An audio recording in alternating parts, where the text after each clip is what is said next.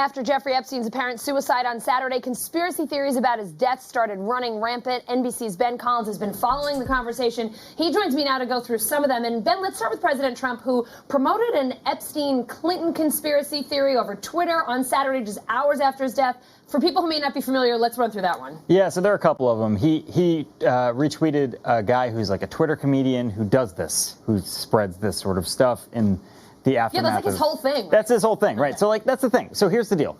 We have, on Twitter, we get true information that comes out first. We get it from reporters that know for a fact this guy committed suicide. Then we have hours and hours of this vacuum of no real information. So we have tons of speculation from crazy people with no scruples, right? From people who have... They just fill that space, They right? fill that space, okay. Right? Exactly. The president decided to retweet two of those groups of people. They have, there's that Twitter comedian and also this thing that was called BNL News, or Breaking News Live. It's supposed to simulate what a real news organization would look like and feel like and talk like. Got it. Except it was spewing complete nonsense all day long until the president retweeted it and then they deleted a bunch of stuff. So that's where we're at. Like he was trying to capitalize on this Clinton body count thing that was trending on Twitter. And he does this. He retweets conspiracy theories. That's what the president does. So basically, without going out and saying it, he was pointing attention to a guy who's saying that Epstein's death has something to do with the Clintons. Yeah, that's exactly right. And by the way, there is rival hashtags. This is also sort of the machinations of how Twitter works, right? You get one person accuses one side, another person accuses the other side, and then just the sheer volume of each side trying to outdo the other one, so there's trends above the other one, sort of buries the truth at the bottom of it. All right, so we got a couple of New York's mayors, both present and former, talking about this too. De Blasio calling for a full investigation. He said Epstein's death, he used the words, is way too convenient.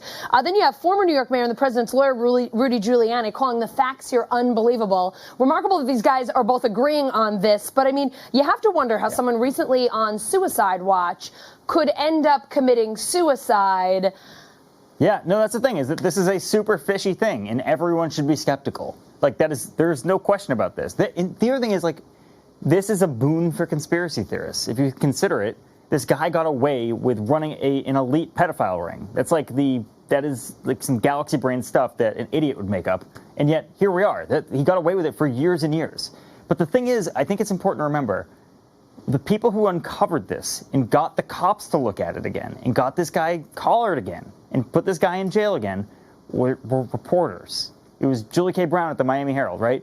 There was, like, the people you should trust in these situations are reporters because they're the people who actually got justice this time.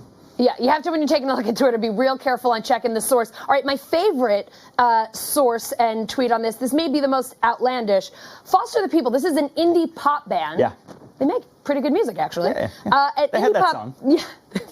They have that one song. They have a new album out. This is probably why they're trying to get some attention. But, okay, they're on Twitter claiming that the body found in the jail cell isn't even Epstein's. What is going on here when a pop band is like, we know what happened? Yeah, so they are claiming that there's a photo of the dead body getting wheeled in a gurney.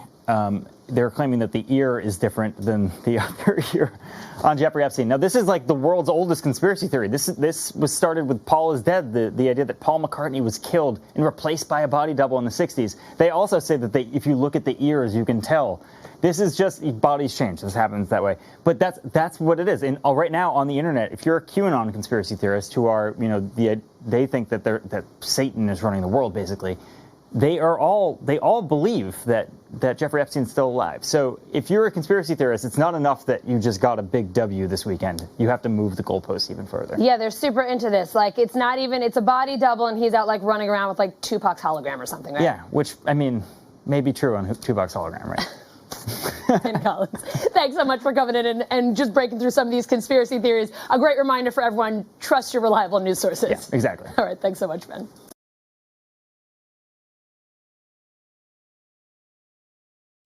Hey, NBC News viewers, thanks for checking out our YouTube channel. Subscribe by clicking on that button down here and click on any of the videos over here to watch the latest interviews, show highlights, and digital exclusives.